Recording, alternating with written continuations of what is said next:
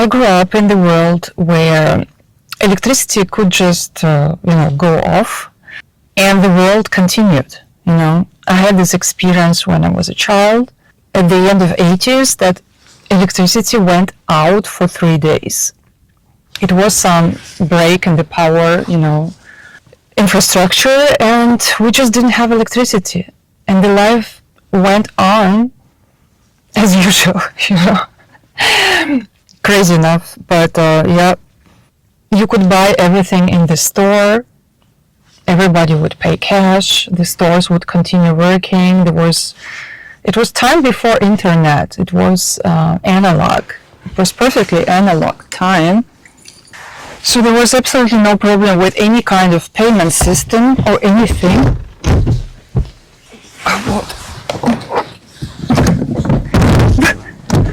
Oops. Today is getting warm.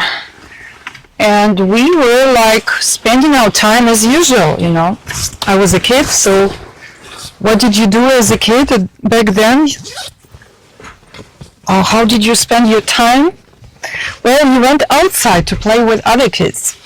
And this is exactly what we did. We just played with kids, yeah.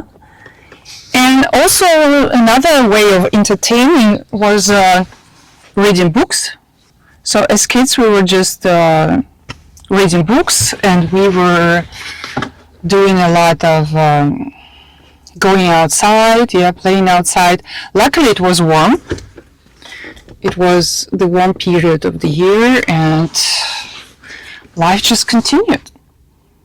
Nobody was trying to charge their phone because there was no phone. No, maybe a family had a phone. We had one phone in the family, but this was actually rare in my country at that time. I was born in the Soviet Union, and to have a phone at home was a privilege. I had it. Nobody was trying to charge the phone again. Nobody was missing social media. Nobody was missing their business. People also used candles for evening time. People could sit and talk and have a dinner or something. In our place, we had no gas, so we had to cook at the fireplace. Yes. And some of us had some kind of gas, small stove, like, the small gas stoves for outside, for barbecue. And most of us lived in apartments, Soviet time, so we went, it's really hot today. So we went outside and cooked outside with those either gas stoves or just making a fire. Everybody knew how to make a fire. Everybody had matches, and candles and stuff. So this was like normal life, so to say. This is how we cooked. Water was available, the cold one, the cold water. There was no hot shower, but it was also okay, yeah. So the water was there. You could buy food at the store, at the local shop, and you spend your time as usual. You didn't miss anything online. So life continued like it was. In a way, it was a little bit like a festival, because everybody was just, making a fire and making a fire, and also like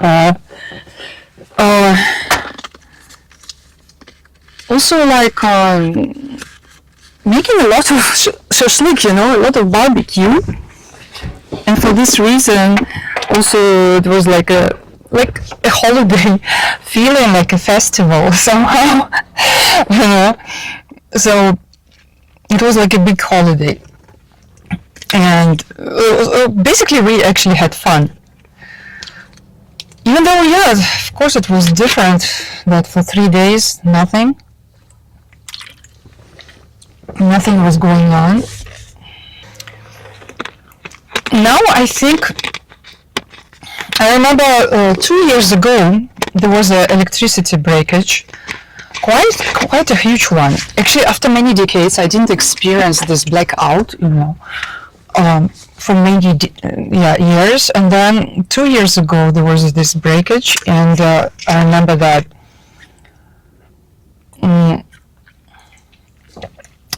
my first reaction was to inform everybody that I will probably not be online for quite a while.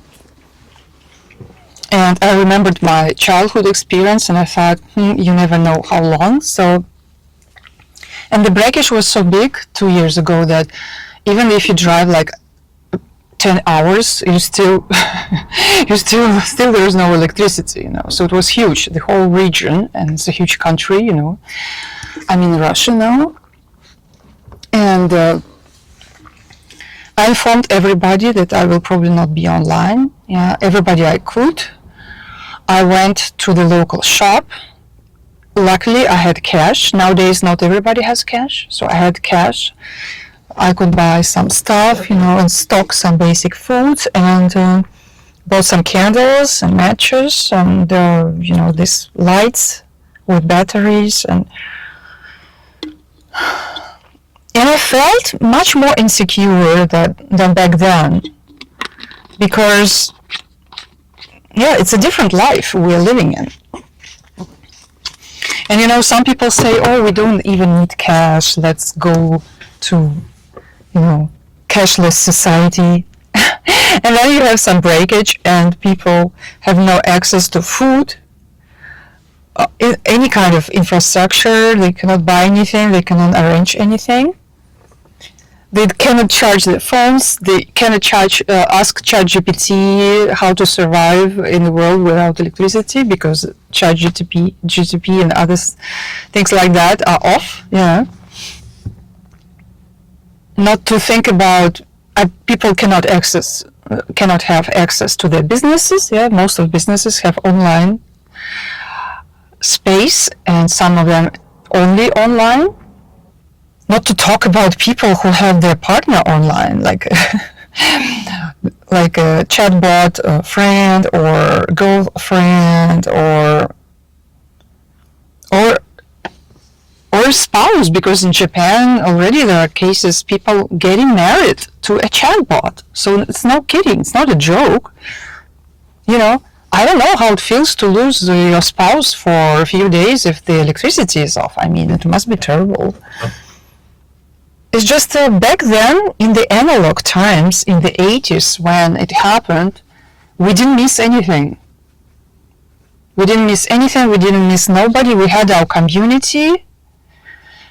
And funny enough, because of the Soviet time and the constant shortage of food, like we got used to it, that every family had a storage of food for at least 1 week. Like, we lived in the survival mode all the time, so we had to stock. You go shopping not to buy the things you want, but to buy the stuff they have. And if they buy sausage today, you buy sausage, because it's not every day that they sell sausage, or cheese. So we had stocks. Every family had stocks of food for, again, at least 1 week. Very often it was like everything from big sack of potato and these big 3-liter jars with sour cabbage with carrot and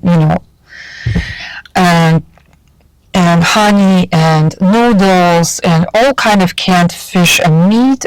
Was always like totally normal to have at home those kind of stocks. And on top, because electricity went off, the freezer had to be eaten. Everything which had to be eaten, like everything in the freezer, had to go out, and we had to barbecue, and everybody was so like we had more meat than it was a celebration. Usually we wouldn't eat so much meat because we would save and be in this a little bit of survival mode all the time, but we had to eat because otherwise it would be spoiled, this meat, all this storage in the fridge, of people, of course, had also like alcohol, and so it was like a festival, like a Soviet Woodstock feeling.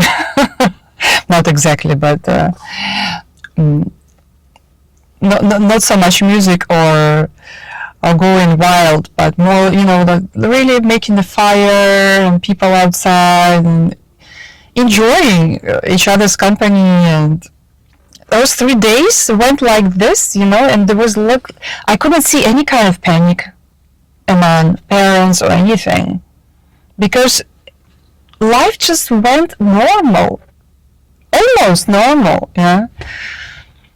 For people who live in the analog life, this is how independent and free, like how free we are from anybody.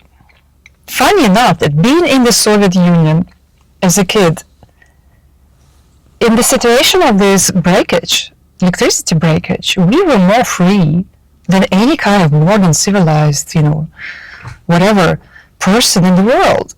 We were completely free. We had access to water. We had storage of food, everybody, and we could buy with cash. Everything was in the shop. There was no chaos. There was no panic. We were, on this basic level, in the survival situation, much more free than nowadays. On the physical level, like on the level of getting everything you need, also on emotional level, because we had each other. Our tribe was analog. We could help each other. We were not missing anybody online, It's quite amazing. And of course, I'm not saying let's go back to Soviet Union. In Soviet Union, we had no freedoms like to travel and to build a business, whatever. There was like so much lack of freedom in the Soviet Union. I'm not saying that. I'm just saying that the analog times, no matter where you take, were much safer in case, like much more free on the basic level. And nowadays, if some infrastructure is broken for some reason, it can be accident or on purpose, if there's like a war situation, people are much less free and much less are capable of survival. Like if you are female, your chances of survival are even getting less, than for a man in this kind of circumstances. Good luck, survival as a single woman in this kind of situation.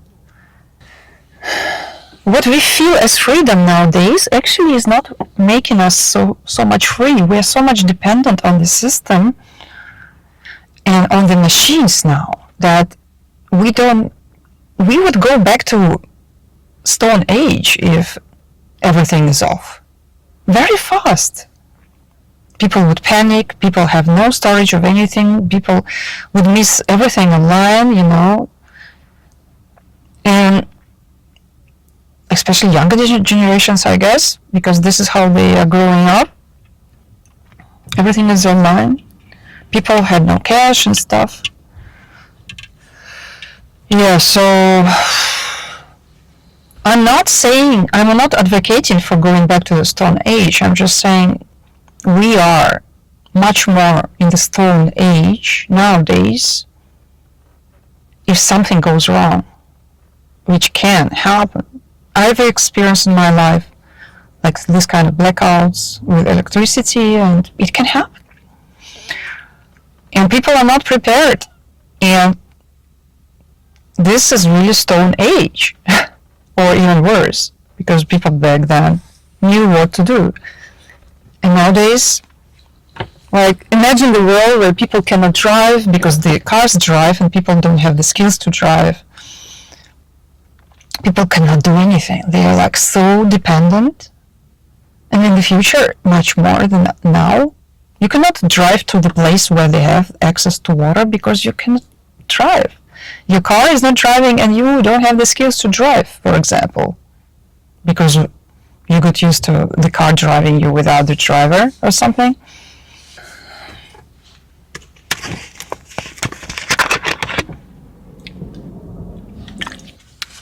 Yeah, the modern world is really interesting. We are much less free than before. Before in the analog world there was more freedom and like more independence from everything, from everybody, from the machines, from the government or whatever. Nowadays, if something happens, it's very different. And I felt it already 2 years ago with this electricity breakage. Luckily, it lasted only like 6 hours. They could fix it. I'm very thankful for that, because it would already be much worse. And also, when something like this happens, it really depends on what kind of people live in your area. Yeah, are they want to be a tribe, or it's just Stone Age kind of feeling, you know? Especially in the countries where you have a lot of different, you know, you have people from a different culture which think you can attack people just like that for no reason, like in some Western countries nowadays, especially as a female, especially as a child female, as a female child. Yeah, all these troubles that female children have to go through nowadays in the Western world, being molested, being raped and stuff. It's terrible. If something goes wrong, what kind of like tribe you have around? What kind of security you can arrange for yourself in these kind of circumstances? This is also one of the interesting topics. It's a bit different. It's not about analog world, but about what kind of people are around, you know, and how safe and free our societies are. And I'm not talking from some theory. I've lived in the Soviet Union. I'm traveling east and west every year. I know situation not from the media, especially not from the mainstream media, and not from the social media only.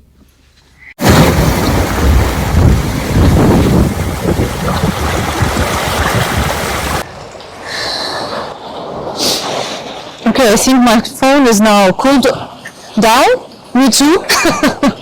Me too. It was really hot in the car, yeah.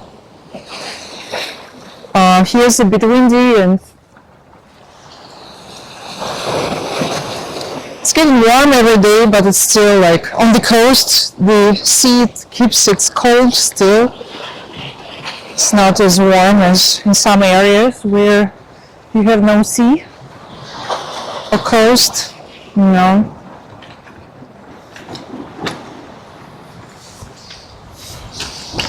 So maybe I just finish it somewhere here.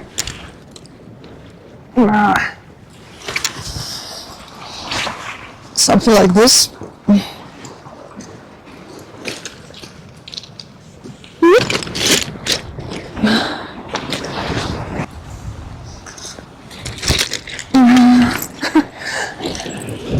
I hope you can see me somehow or hear me in the wind.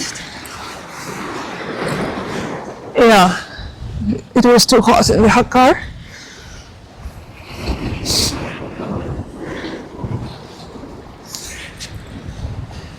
So yeah, basically, I think I was saying that the experience I share, it's very much from my own life. You know, I grew up in the Soviet Union, and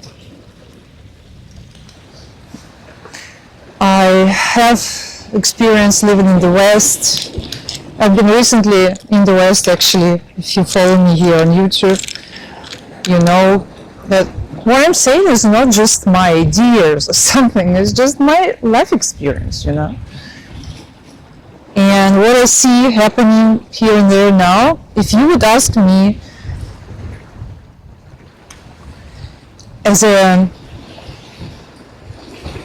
if you would ask me, like, where would you want to spend your childhood as a female child?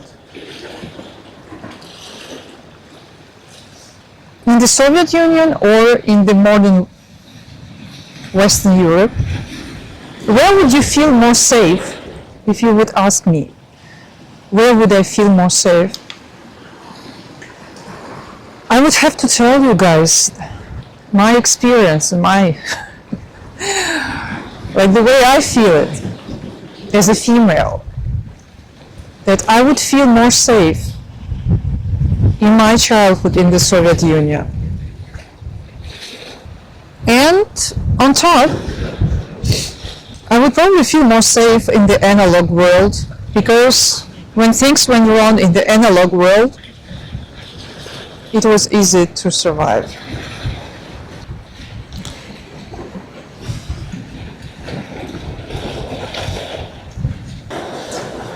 And if you ask me, like, what do I want to say with this video? Well, first of all, I guess I think we should not forget the survival skills. We should be aware of this necessity to learn survival skills, to know what to do in case something breaks.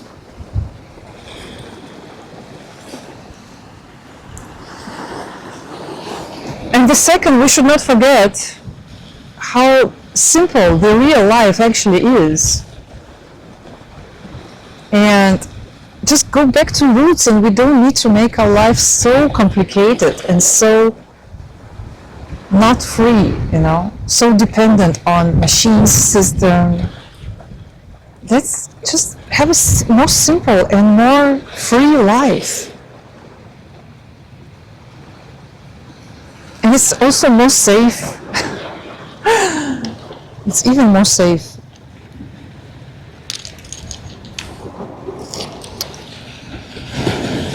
I hope somehow this video was useful, and if you want to have more content for thoughtful, mature people over 40, I'm in my late 40s, and here we talk real, you know, stuff and analog stuff and real human, real connections, then this channel might be for you. So check out some other videos on this channel. And by the way, I still have a few videos I recorded in Germany. I was recently there, as you know, and I will have to post it sooner or later. It's just that they didn't fit to my weekly upload schedule, and so I had to postpone them. But so there will be a couple of videos coming which I recorded beforehand, not now, but so if you see some mismatch with the time or season, you know, then you know why. But otherwise, yeah, like this video I'm recording, it's April, it's getting warmer, but it's still kind of not as warm as it could be, because the sea keeps it, keeping it cold. It's the Sea of Japan, which is a part of the Pacific Ocean, just for you to have some geography check. Not only a reality check, but also geography check. Anyway, hope to see you in the next video. Let me know what you think.